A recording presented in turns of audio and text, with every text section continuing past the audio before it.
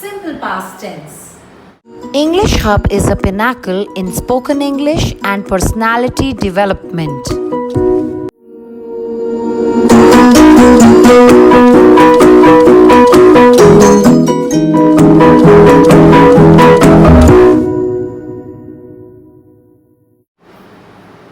Hi, my name is Manmeet and I am a certified English trainer. Today we are going to learn simple past tense. तो सबसे पहले मैं आपको बताने वाली हूँ एक टाइमलाइन। टाइमलाइन का मतलब है कि मैं चाहती हूँ कि आप सोचें कि आज का दिन ये है या आज का समय ये है, नाउ। तो अभी नाउ से पहले जो भी चीज़ें हुई, चाहे वो कल हुई हो, 10 मिनट पहले हुई हो या 500 साल पहले हुई हो, आप इस टेंस को यूज करके उन सारी बातों को इंग्लिश में बोल सकते हैं। सिंपल पास्ट टेंस आपको इस चीज में हेल्प करता है कि आप पुराने एक्शंस की बात कर सकें, पुराने एक्शंस जो आज अभी खत्म हो चुके हैं, जो पास्ट में हुए और एंड भी पास्ट में हो चुके हैं। तो चलिए सबसे पहले देखते हैं इसका स्ट्रक्चर। हमारे 8 बेस्ट फ्रेंड्स हैं यहाँ पे। पॉजिटिव सेंटेंस बनाने के लिए हम I, you, we, they, he, she, it, name in 8 के बाद सीधा second form of the verb या past form of the verb use करते हैं। ये इसीलिए भी सिंपल है क्योंकि आपको इसमें सिर्फ और सिर्फ एक ही रूल याद करना है कि सारे के सारे जो हमारे सब्जेक्ट हैं उनके बाद सीधा पास्ट टेंस आएगा। मगर इस पास्ट टेंस में अगर आप गलती करते हो तो आपका सेंटेंस गलत हो जाएगा। Second form of the verb, verbs regular और इरेगुलर दोनों होते हैं, तो आपको ये याद करने पड़ेंगे। रेगुलर वर्ब्स याद करना बहुत सिंपल होता है, जैसे आप इसमें सिर्फ ईडी फॉर्म लास्ट में लगा देंगे तो आपका पास्ट टेंस बन जाता है। इरेगुलर वर्ब्स को आपको प्रॉपरली लर्न करना पड़ेगा क्योंकि ये हमेशा डिफरेंट होते हैं। Now let's start the negative. Negative structure में आपको डिड नॉट या डिडंट जैसा आप यूज करना चाहें सब्जेक्ट के बाद लगाना है। जैसे आई हेल्प्ड, जब आपने पॉजिटिव में बोला तो नेगेटिव में आप बोलोगे आई डिड नॉट या आई डिडंट।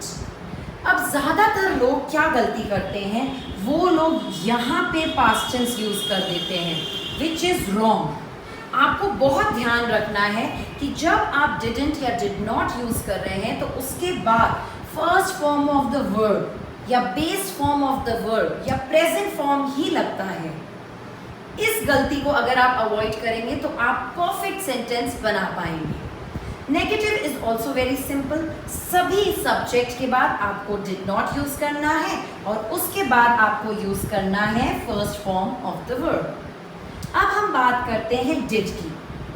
जब आपको इस सेंटेंस से क्वेश्चन फॉर्म करना है तो डिड सबसे आगे आ जाएगा और उसके बाद आप ये 8 में से कोई भी सब्जेक्ट यूज करेंगे और उसके बाद सेम डिड के साथ हमेशा first form of the verb he use कीजिए। यही एक कॉमन मिस्टेक है जो ज़्यादातर इंग्लिश बोलने वाले लोग भी करते हैं। सो आई होप कि अब आप इस गलती को नहीं करेंगे। पास्ट टेंस आप रीसेंट पास्ट के लिए बात कर सकते हैं या डिस्टेंट पास्ट के लिए। आप चाहें तो टाइम बता सकते हैं या फिर आप विदाउट टाइम भी बात कर सकते हैं। जैसे मेरा first sentence, I went to the market yesterday. यहाँ मैंने एग्जैक्टली टाइम एक्सप्रेशन यूज किया है और मैंने बताया है कब। आप चाहें तो आप इसके बिना भी सेंटेंस बोल सकते हैं, I went to the market। Second sentence, I visited my aunt last week। ये एक रीसेंट पास्ट की बात है और ये एक डिस्टेंट पास्ट, ये लास्ट वीक की भी हो सकती है, लास्ट मंथ भी हो सकता है। वहीं मैं चाहती हूँ अगर मैं एग्जैक्ट टाइम ना बताऊँ तो मैं बोल सकती हूँ I visited my aunt a long time ago।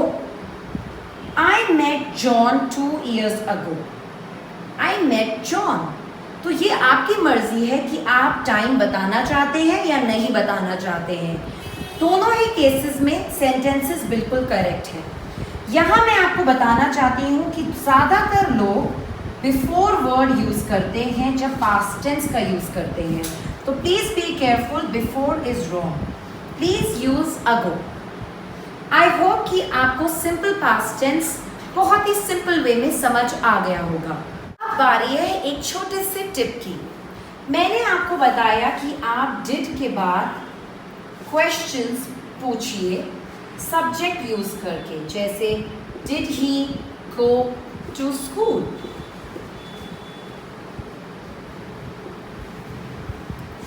अगर आप इन एक्सप्रेशंस के आगे WH क्वेश्चंस लगाते हैं, जैसे Where did he go, और ऑब्जेक्ट को छोड़ देते हैं, तो आप इसको इस तरह से भी यूज कर सकते हैं, या फिर What did he do? So WH questions को अगर आप किसी भी क्वेश्चन स्ट्रक्चर के आगे यूज करके नए क्वेश्चंस फॉर्म कर सकते हैं। Did he go to school का मतलब था क्या वो स्कूल गया, और अगर मैंने स्कूल छोड़ दिया और पूछा वेयर लगा के वेयर डिड ही गो, तो इसका मतलब हो गया कि वो कहाँ गया। या फिर मैंने अगर दूसरा वर्ब यूज किया तो मैंने क्वेश्चन पूछा what did he do. What did he do का मतलब है उसने क्या किया। ये सारे के सारे क्वेश्चंस हम पास्ट टेंस में पूछ रहे हैं, और जब भी आप पास्ट टेंस फॉर्म यूज करें, याद रखिए कि वर्ब फर्स्ट फॉर्म ही लेगा। Thank you for watching.